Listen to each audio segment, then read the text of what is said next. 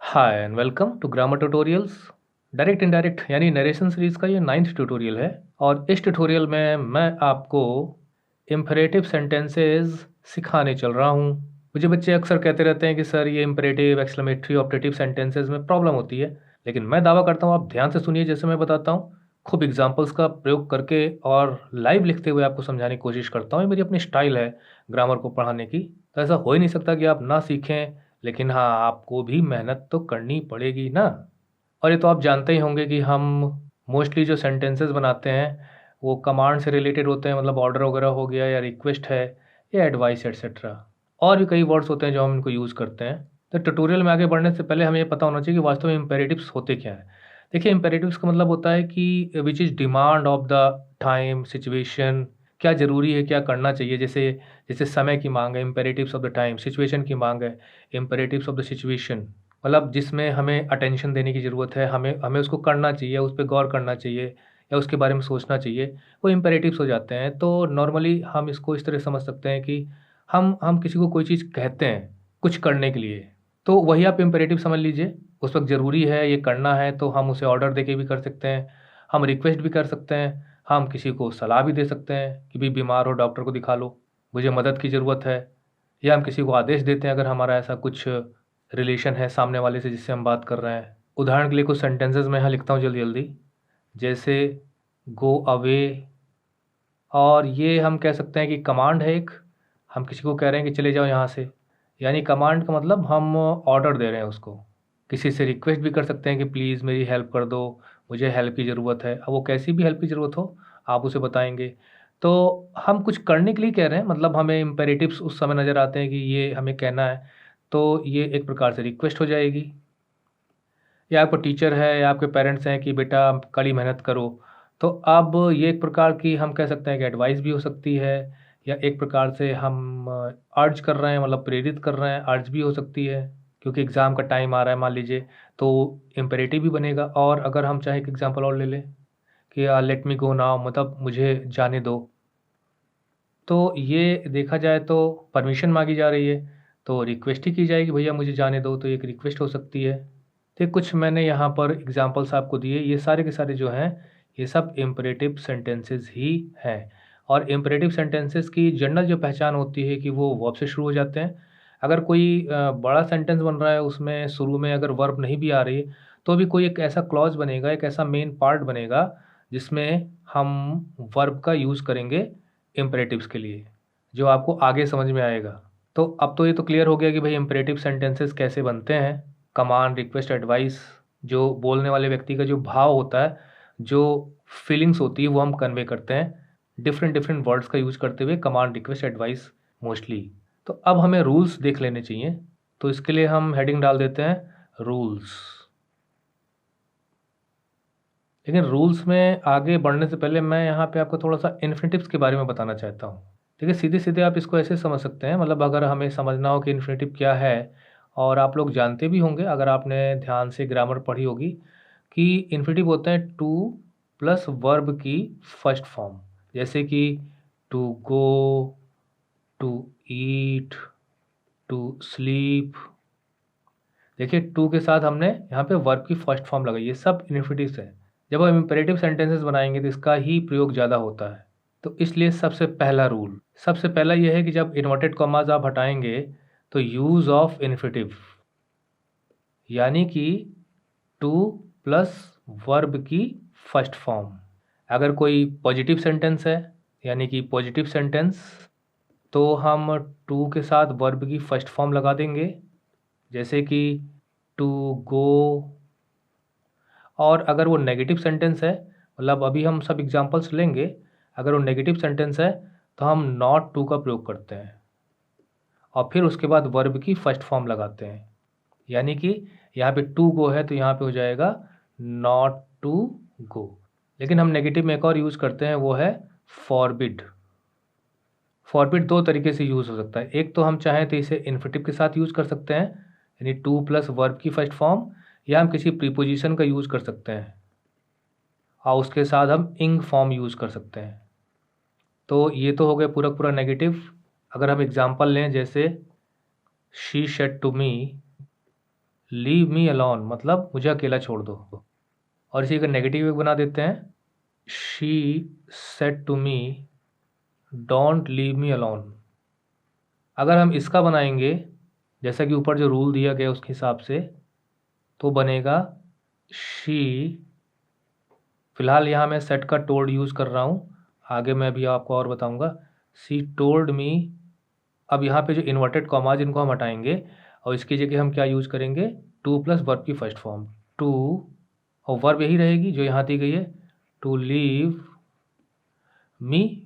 अब मी की जगह हम शी का फॉर्म यूज़ करेंगे। मैं यहाँ पे टाइम वेस्ट करना नहीं चाहता, किस प्रकार से हम करेंगे यहाँ पे, इसके लिए आप प्रोनाउन का ट्यूटोरियल देख लिए, अलोन।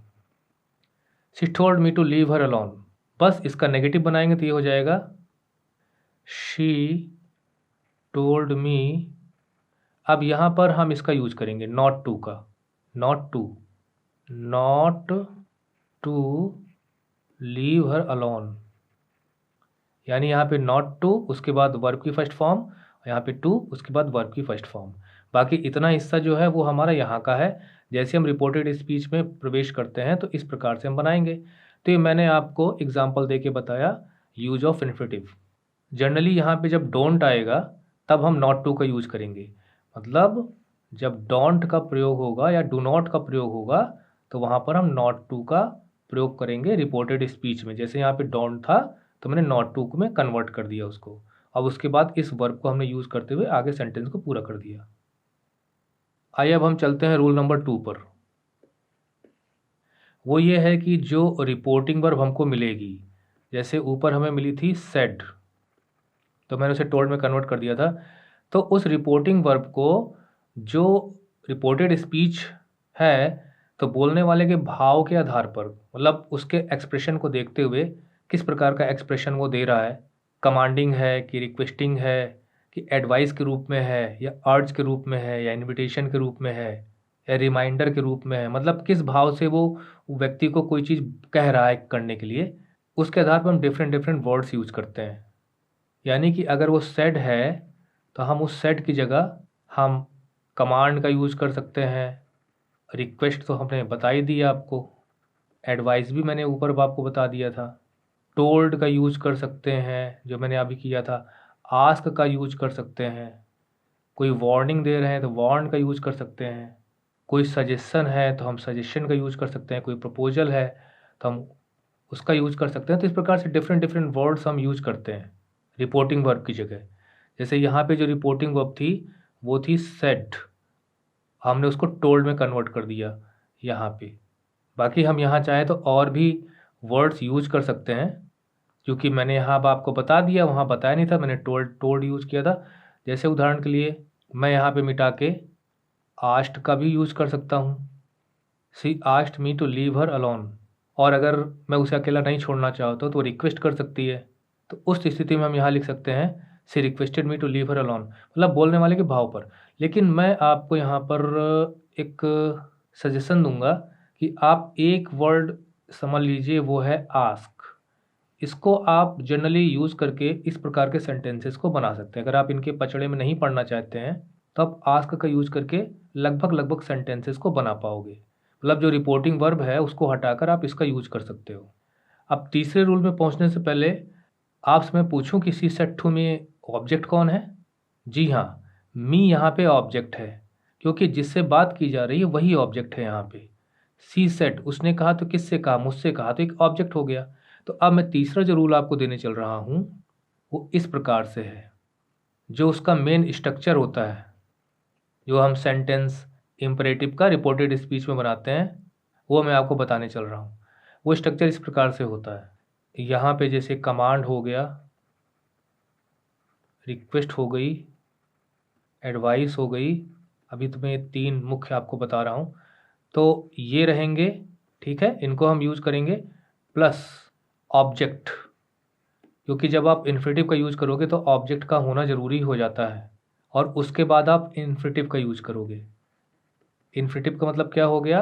इन्फिनेटिव का मतलब ये हो गया, पहले तो मैं इसको ऐसे करके बंद कर दूं। इन्फिनेटिव का मतलब हो गया टू प्लस वर्ब की फर्स्ट फॉर्म। ये अब जैसे अगर मैंने ऊपर जो सेंटेंस बनाया है यहाँ पर देखिए, मैं इसको मेल करते हुए आपको बता देता हूँ। देखिए, ये कमांड रिक्वेस्ट वाले में हमने यहाँ पे टोल्ड को यूज किया। ऑब्जेक्ट हो गया मी, इन्फिनिटिव हो गया इतना हिस्सा। यानी ये हो गया आपका जो हम एक्सप्रेशन यूज करते हैं इम्परेटिव सेंटेंस का। यहाँ पर ये आस्क्ड है, ये ऑब्जेक्ट है और ये इन्फिनिटिव है। तो ये 3 चीज़ आपको याद रखनी है। अगर आप ट्यूटोरियल में आगे यहाँ नहीं बढ़ना चाहते हो, नहीं देखना चाहते हो, तो कम से कम इसको मत भूलिएगा। अगर आपको इम्परेटिव सेंटेंस बनाना है तो नॉर्मली इससे आपके बन जाएंगे। तो इन 3 रूल्स को अगर आप ध्यान में रखेंगे तो भी आप इम्परेटिव सेंटेंस को इनडायरेक्ट स्पीच में कन्वर्ट कर सकेंगे। यानी पहला, इन्फिनिटिव का यूज़ करना आना चाहिए। यानी हम, हाँ, ये तो मैं भूल ही गया बताना आपको, किसी भी हाल में आप नॉर्मली दैट का यूज़ नहीं करोगे। मतलब यहाँ पर इन्फिनिटिव का यूज़ करोगे, no use of that generally नहीं होगा। होगा आगे, क्योंकि देखिए इंग्लिश तो ग्रामर में हम बहुत कुछ बताने लग जाएं तो पता नहीं क्या क्या बताना पड़ेगा। जितना ज़रूरी होता है उतना सिखा के छोड़ देते हैं। इसलिए मैं बता रहा हूँ कि आप दैट का यूज़ मत करिए, आप इन्फिनिटिव से बनाने की कोशिश करिए। दैट का यूज़ जहाँ होगा हम आगे बताएंगे। तो इन्फिनिटिव हो गया। उसके बाद अगर वो पॉजिटिव सेंटेंस है तो आप इस तरह से इन्फिनिटिव यूज़ कर लीजिए, टू गो। और नेगेटिव है तो नॉट टू का आप यूज़ करिए। उसके बाद वर्ब की फर्स्ट फॉर्म जैसे नॉट टू गो, और इसके पहले आपको ऑब्जेक्ट डालना होता है, जो मैंने अभी आपको यहाँ रूल बताया कि जब आप इन्फिनिटिव यूज़ करोगे तो उसके पहले एक ऑब्जेक्ट होना चाहिए, और ऑब्जेक्ट के पहले वर्ड्स होने चाहिए, words of command and request and advice etcetera. और जो रिपोर्टिंग वर्ब होती है, यानी जो सेड हम लिखते हैं, क्योंकि जब तक यहाँ पे पास्ट टेंस नहीं होगी हम वहाँ पे चेंज वगैरह टेंस में करते नहीं हैं, तो यहाँ पे सेड है या से है या सेज है, कुछ भी हो, उसको जब हम कन्वर्ट करेंगे तो इसकी जगह जिस प्रकार की के भाव व्यक्त किए जा रहे हैं तो उस हिसाब से हम request, advice, command, ask, want, suggestion और ऐसे डिफरेंट वर्ड्स हम यूज करेंगे। और चौथा एक मैं आपको, बल्कि 2 और रूल्स बता देता हूँ। चौथा, जैसे आस्क है और बेग, जब हम इनका यूज़ करेंगे, मतलब ये रिक्वेस्ट, एडवाइस एटसेट्रा की जगह, तो हम बिना ऑब्जेक्ट के भी हम, मतलब इसको हम, ये जो ऑब्जेक्ट लिखा गया है इसके बिना भी हम डायरेक्ट इसका यूज़ करके, वैसे 2-3 स्टेप हैं यहाँ पे, लेकिन हम इसका यूज़ कर सकते हैं और इसका यूज़ कर सकते हैं, इसकी ज़रूरत नहीं भी पड़ती है। तो बिना ऑब्जेक्ट के भी डायरेक्ट इन्फिनिटिव के साथ यूज हो जाते हैं, मतलब हम कर सकते हैं इनको चाहें तो, बिना ऑब्जेक्ट के भी इन्फिनिटिव के साथ यूज हो जाते हैं। जैसे उदाहरण के लिए मैं एक सेंटेंस देता हूँ यहाँ पे, he said bring a glass of water. तो अब यहाँ पर हम इसको ऐसे से बना सकते हैं, ही आस्क्ड, मतलब ये हमने इसमें से एक ले लिया, रिक्वेस्ट की जगह मान लीजिए हमने आस्क लिख लिया। उसके बाद हम ऑब्जेक्ट यहाँ पे दिया नहीं गया है, तो बिना ऑब्जेक्ट के हम डायरेक्ट यहाँ चले आएंगे, इन्फिनिटिव का प्रयोग करेंगे। इन्फिनिटिव का मतलब टू एंड वर्ब की first form, he asked to bring a glass of water, बना दिया हमने। मतलब यहाँ पर हमने एक वर्ड यूज किया यहाँ पे, जो मैंने बताया कि यूज़ करना है। उसके बाद ऑब्जेक्ट हमने यूज़ नहीं किया, डायरेक्ट हमने इन्फिनिटिव को यूज़ कर लिया। तो अब आप ये मत कहिएगा सर कि आपने बताया ऑब्जेक्ट ज़रूरी है, बिना ऑब्जेक्ट के भी हमने सेंटेंसेस देखे हैं। बैक का भी मैं एक बना देता हूँ, जैसे मान लीजिए कि the man said please forgive me. अब यहाँ पर वो माफ़ी मांग रहा है, तो हम ये लिख सकते हैं the man begged to forgive him. अब यहाँ पे देखिए हमने बेग्ड का यूज़ किया, इसकी जगह ये जो हमने यहाँ पे कंडीशन आपको दी हुई थी, इसकी जगह ऑब्जेक्ट गायब है, डायरेक्ट हमने टू का यूज़ कर लिया यहाँ पे, ये वाला ये गायब है। तो ये जो मैंने स्ट्रक्चर दिया है, स्ट्रक्चर आपको ध्यान में रखना है। और जो मैंने आपको रूल बताया कि आप बिल्कुल पचड़े में नहीं पढ़ना चाहते इतने सारे वर्ड के, तो आप चुपचाप आस्क को यूज़ रखिए, और कभी कभी आपको टोल्ड का भी यूज़ करना पड़ सकता है, ठीक है, ज़रूरत पड़ने पे। और ये स्ट्रक्चर याद रखिए। लेकिन मैंने आपको ये भी बता दिया कि ऐसा भी होता है कि आप आस्क और बेग में ऐसे भी बना सकते हैं, अगर यहाँ ऑब्जेक्ट नहीं दिया है तो बिना ऑब्जेक्ट के बना सकते हैं। लेकिन अब जैसे मान लीजिए यहाँ पर आप कहेंगे सर कि सर इस आपने ही सेट के आगे ऑब्जेक्ट नहीं दिया तो आपने डायरेक्ट बना दिया, ऑब्जेक्ट हमने लिया नहीं। लेकिन यहाँ देखिए, अगर मैं यहाँ पे मी को गायब कर दूँ तो भी आपको ऑब्जेक्ट लगाना ही पड़ेगा, नहीं तो सेंटेंस बड़ा अजीब सा लगेगा। She told not to leave her alone, जब आप मी लगा दोगे तो she told me not to leave her alone, तो क्लियर हो जाएगा। तो इतना ध्यान रखना है। और लेट के बारे में भी मैं थोड़ा सा बता ही दूँ आपको, पाँचवा। हालांकि लेट पे मैं एक ट्यूटोरियल बनाऊंगा अलग से। लेट है या हम ऐसे भी यूज़ करते हैं लेट्स, तो हम इसकी जगह मतलब जो सेंटेंस इससे बनेगा तो हम सजेस्ट का यूज कर सकते हैं, प्रपोज का यूज कर सकते हैं, मतलब इनकी जो सेकंड फॉर्म है यूज करेंगे, मतलब सजेस्टेड, प्रपोज्ड, और इसके साथ हम दैट का यूज करते हैं और फिर उसके बाद शुड का यूज करते हैं। यहाँ पे हम इन्फिनेटिव का यूज नहीं करते। मैं यहाँ पे गोला बना के दे रहा हूँ, नो यूज ऑफ इन्फिनेटिव, जो मैं ऊपर कंपलसरी आपको बताता चला आ रहा हूँ यहाँ पे।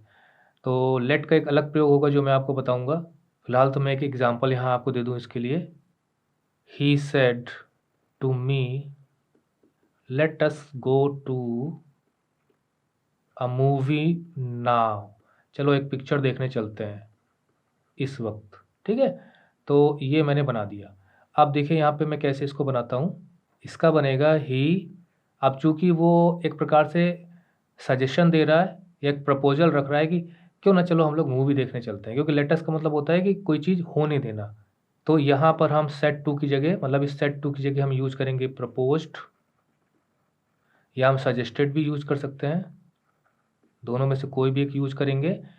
उसके बाद टू मी, अगर ये मी ना दिया गया होता तो हम डायरेक्ट बनाते ही प्रपोज्ड। उसके बाद हम दैट का यूज करेंगे जैसा मैंने ऊपर आपको बताया यहाँ पे। और उसके बाद दैट का यूज करने के बाद जब हम रिपोर्टेड स्पीच में घुसेंगे, अभी तक तो हम यहीं पर हैं, मतलब यहीं तक, तो सबसे पहले हम इस प्रोनाउन को लेके आएंगे। तो ही propose to me that we should, us का हो जाएगा we should go to a movie, और नाउ का क्या हो जाएगा देन। ये सब मैं आपको बता चुका हूँ। तो ये बन गया आपका। तो देखिए यहाँ पर ये भी यूज हो गया और दैट भी यूज हो गया ये, और शुड। तो ये जो लेट है ना, लेट की जगह हम शुड का यूज करेंगे यहाँ पे। मतलब ये तो यूज हो जाएगा रिपोर्टिंग वर्ब की जगह। किसकी जगह यूज हो जाएगा? रिपोर्टिंग वर्ब की जगह। दैट एक कंजंक्शन का काम कर देगा यहाँ पे, और लेट की जगह ये यूज हो जाएगा। क्योंकि ये मैंने सिर्फ आपको रूल्स बताने के लिए ये ट्यूटोरियल बनाया है, अगले ट्यूटोरियल में मैं आपको प्रैक्टिस कराऊंगा इसकी, तो आपको और ज़्यादा क्लियर हो जाएगा। इस रूल्स में कहीं कोई चीज़ समझ में ना आ रही हो तो आप हमारे टेलीग्राम ग्रुप में जाकर अपनी क्वेरी डाल सकते हैं, या कमेंट बॉक्स में भी लिख सकते हैं। मैं रेडी हूँ आपकी हेल्प करने के लिए। तो ये ट्यूटोरियल यहीं ख़त्म करता हूँ। अगले ट्यूटोरियल में फिर मुलाकात होगी। तब तक के लिए keep watching, keep learning and keep sharing our channel.